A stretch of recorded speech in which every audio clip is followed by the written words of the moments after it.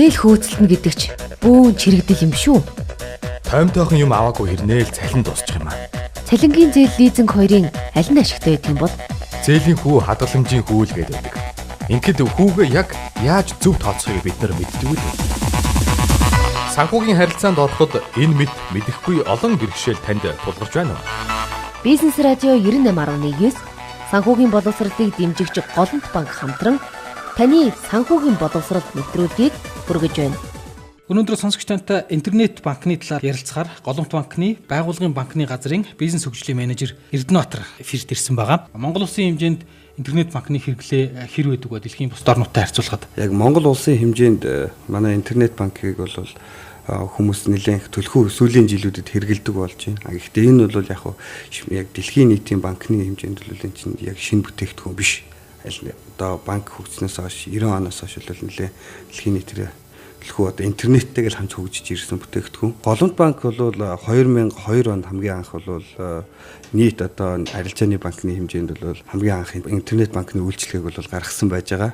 Энэ бол хүмүүсийн хувьд ч тэр цаг хугацаа, орон зайны хувьд ч тэр дээрээс нь мөнгө санхүүгийн хувьд бол маш их зүйлийг бол интернет банк хэмнэдэг. Нэгдүгээр та банкаар очиж гүйлгээ хийлгэх гэж урт одоо очир дугаартай дугаар зогсох шаардлага байхгүй. Хоёрдугаар та банк руу явах гад ингээд замын төгжрээнд ороод хүлээгдээд байх юм байхгүй. Хүмүүс ингээл өдөр болго ингээл хараад яг банк руу яваал наашаа жишээ ингээл гүйлгээ хийгээ явахад бол яг нүдэнд харагдаж бид мэддэгдгүй мөртрөөсөө давхар маш их хэмжээний зардал өөрөөс нь гарч идэг юм байна л да. Нэгдүгээр одоо ингээл тий банк руу явлаа гээл тэгэнгუут чинь нэгдүгээр замын төгсгөлд орлоо. Тэр тусам чинь ингээл бензин тосны ингээд шатчилээдэг. Хоёрдугаарт ингээд өөр нэг газар очлоо гэдгээр машин тавих газар байдгүй ч гэдэг юм уу те. Ингээл нэг өнд өөрт яг барьж ингээд мэддэхгүй байгаа хэрнээсээ давхар зардал айгүйх гарч идэг юм байна л да.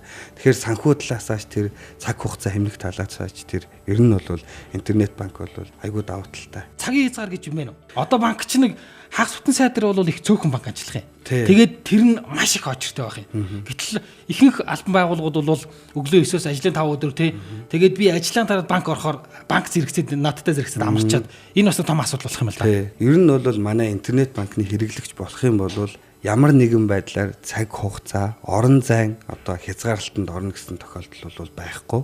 Та өөрөө интернеттэй газар болон ямар нэгэн байдлаар интернетээр одоо ажилтг төхөөрөмжтэй таны одоо iPad ч гэдэг юм уу, эсвэл гар утас ч гэдэг юм уу, эсвэл та компьютертэй байх юм бол хүссэн газараасаа дэлхийн хаанч гэсэн интернеттэй л байх юм бол өөрсдийнхөө данснаас гүйлгээ хийх, дээрээс нь гүйлгээ хүлээж авах. Энэ бол зөвхөн одоо өөрийнхөө данс хоорондоор зогсохгүй банк хооронд тэгээ дээрээс нь олон улсын одоо Western Union-ыг хүртэл бол интернет банкыг ашиглаад гуйлах боломжтой байж байгаа. Интернет банктай болоход хүндрэлтэй зүйл байна уу? Одоо чинь би интернет банкгүй юм баггүй. Тэгэхээр интернет банктай болъё гэвэл надад зүгээр сануулгах хүндрэлтэй зүйл гарах уу? Яаж интернет банктай болох вэ? Ер нь бол ямар ч тийм хүндрэлтэй асуудал байхгүй. Та өөрөө иргэний өмнөлгөө авч очиод Голомт банк тийм Голомт банкны дурын салбар дээр очиод интернет банкны үйлчилгээ нээлэх хэрэгтэй байж байгаа. Интернет банк хэрэглэхэд бидний гаргадаг түгээмэл алдаа гэж юм байна уу? Ер нь бол манай интернет банк бол өөрөө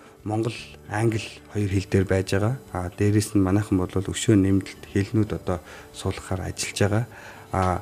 Хүн харахад бол тийм ойлгохгүй бол байхгүй. Айгүй энгийн. Тэгээд ойлгомжтой юм байж байгаа. Яг түгээмэл гардаг алдаа гэх юм бол ихэнхдээ хүмүүс одоо нууц үгээ мартах гэж байдаг юм уу те. Ийм л алдаанууд ерөнхийдөө нууц үгээ мартах, буруу хийх. Тийм, нууц үгээ мартах. Тэгээ эн чинь яг нэг олон удаагийн давталтаар буруу хийх юм бол автоматар өөрөө блоклогддог юм байж байгаа. Энэ бол яг гэхдээ хувь хүний ч юм уу те одоо тухайн байгууллагын аюулгүй байдлын үүднээс те бас эн чинь яг байгууллагын мөнгө санхүү, хувь хүний мөнгө санхүү гэдэг чинь бол хамгийн өндөр нууцлалтай байх ёстой. Тэр үүднээсээ бол автоматар блоклогддог байгаа.